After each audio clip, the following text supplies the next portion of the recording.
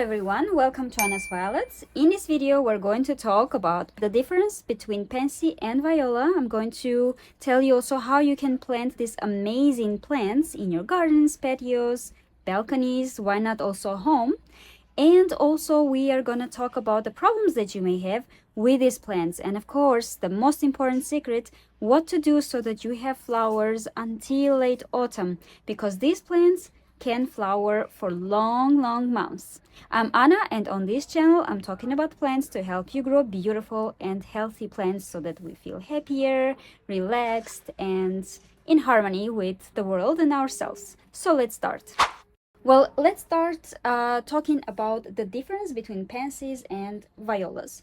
Both of these plants come from the same genus Viola, but of course they have some major differences, and the most obvious one is the difference in size. So the flowers may be very big with pansies, while violas are very tender, smaller, and also the stems. With pansies you can see that the stems are higher, and with violas the stems can be a little bit lower.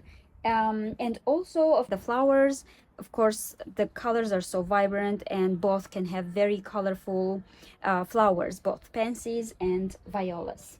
And in terms of growing habits, pansies are typically more tolerant of cold weather, and they can survive milder winters even outside, outdoors, while violas are generally hardier and can withstand more extreme temperatures. But this is of course not minus degrees, not freezing temperatures, because both plants can be damaged, of course. But my pansies, I have left in +2 Celsius degrees outside in winter, and it was fine. But when I knew that the temperature would drop in winter at night to 0 or even -1 degree, I was bringing them back home just for the night, and then again putting them back outside, and they were pretty fine. How to plant them and how to take care of them, and while I'm planting them I will also be telling you about the caring tips. So let's start. Here I have the soil already prepared, which is a universal potting mix, nothing special, has a little bit bark in it, has a little bit clay pebbles in it, and a little bit of perlite, just a little bit. But I must say you don't really need a very specific or special soil for this, because they will grow mostly in anything. You can also add some organic materials in it, but they will be totally fine.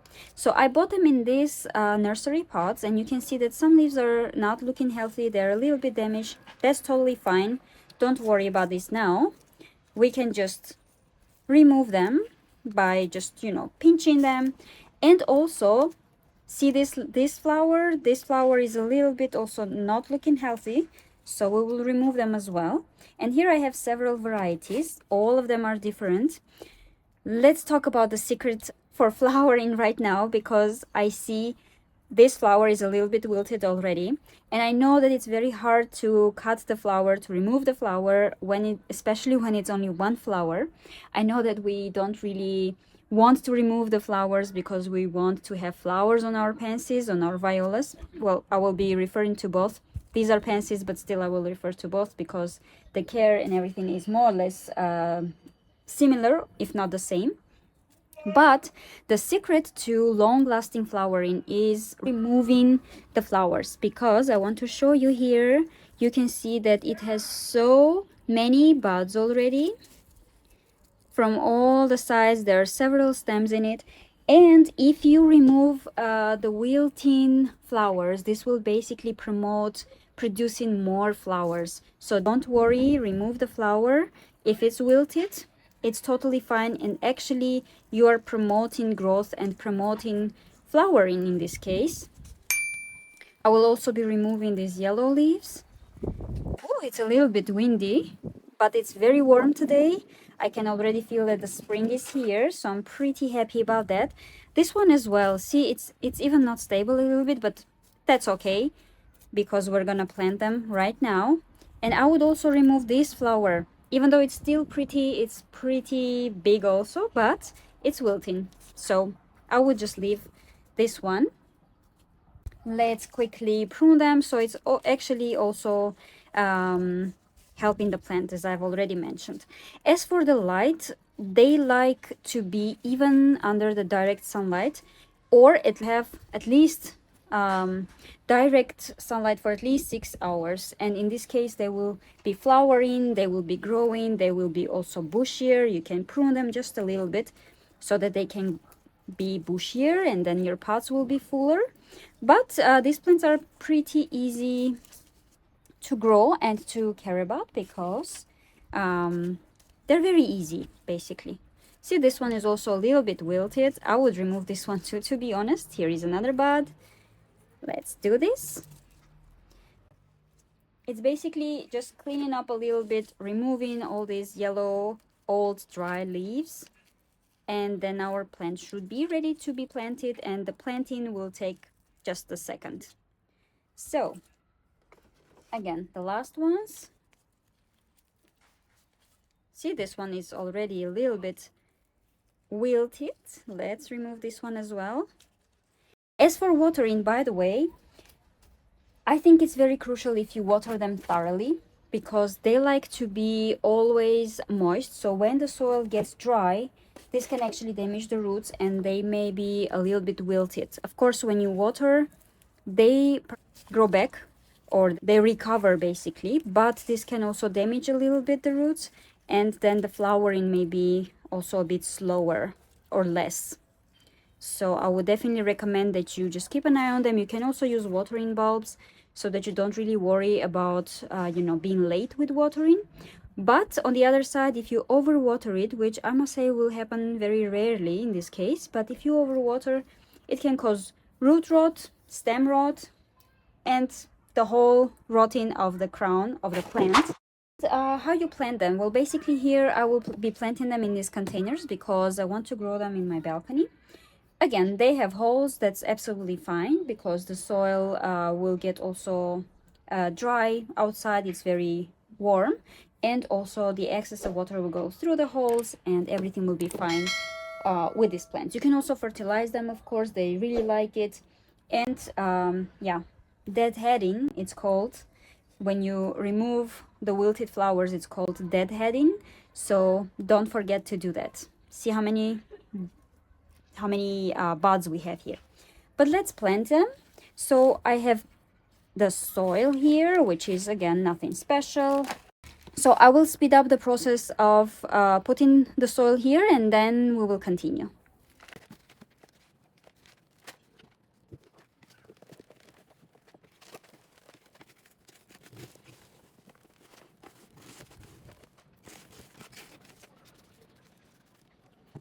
So when the pots are half full with soil, what I'm gonna do is, first let's decide about the colors, of course.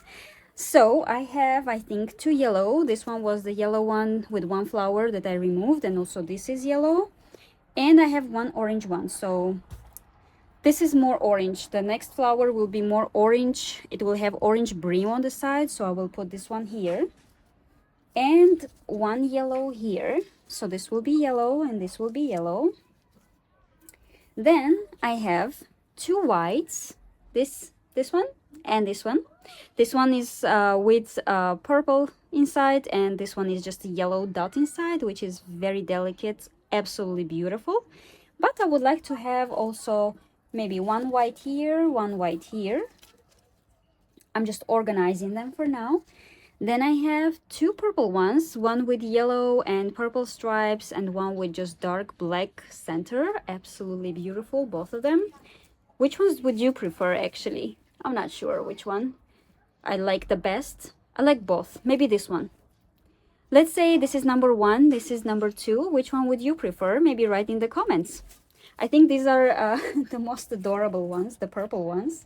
But of course, the tastes are different, and absolutely all plants are beautiful. And then I have these two.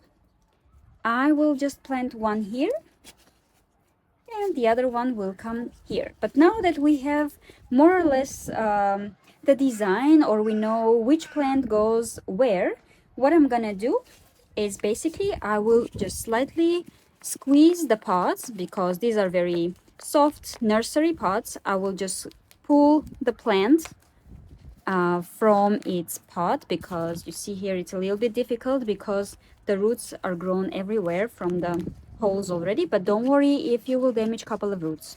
It will be absolutely fine. So let me put this. Okay. See the root system, it's absolutely fine and nothing will happen to the plant if you even damage a couple of roots. That's fine. Of course not, try not to do it, but if it happens, it's fine. Next one.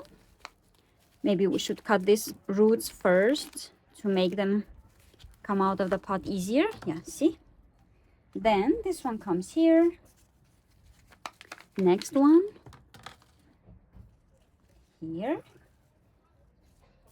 In a second, I'm also going to tell you about the problems that you may have, how to make sure that you grow them in a way that they don't get sick or they don't get damaged actually by insects or some other diseases.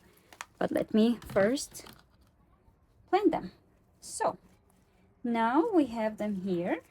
I will just need to add soil from the sides and they will be fine. So one will be like this. Then let's continue with this one. You can also watch with double speed this part because it's more or less the same process. One. And having a bigger pot, they will also grow bigger very soon. So they will fill up the whole pot in just 2 weeks. And then this one. I'm so happy that finally we have sunny days here. I'm not sure about your weather, but here we have a real problem with the sun and sunny days. So finally spring is here. This is my very first planting on the balcony. So great, just like this. And then I'm gonna just add soil next to them from the sides, water them, which I'm gonna do in a second. But let's quickly talk about the problems what you can encounter when you basically grow these plants. Well, first of all, of course, root rot if you overwater it, but also aphids love these plants. You will notice as soon as you plant them, in a week or so, you will have aphids on them. But you can also, of course, spray them every week or every 2 weeks with neem oil and they will be removed. So you will not have aphids anymore. So this is kind of a easier problem because it's very easy to get rid of aphids. Crown rot and root rot can definitely happen from overwatering, but also if there is mold or if there is another disease. Of course, you can see if the center of the plant gets brown or gets black, actually, better remove the whole plant so that it doesn't spread on other plants. And of course, poor blooming can result because of, well, first of all, lack of sunlight. Again, make sure that your pansies see at least 6 hours of sunlight. And of course, also if you're growing them in the shade, which is basically the same, they need sunlight. And another problem may be if the quality of the soil is not good, so also try to fertilize them. Make sure that you also prune the wilted, fading away flowers so that you promote more and more flowers. So now let's finish the planting. I'm gonna bring soil, cover the empty spaces in the pot, water it, and we will place them in their permanent place. Let's do it.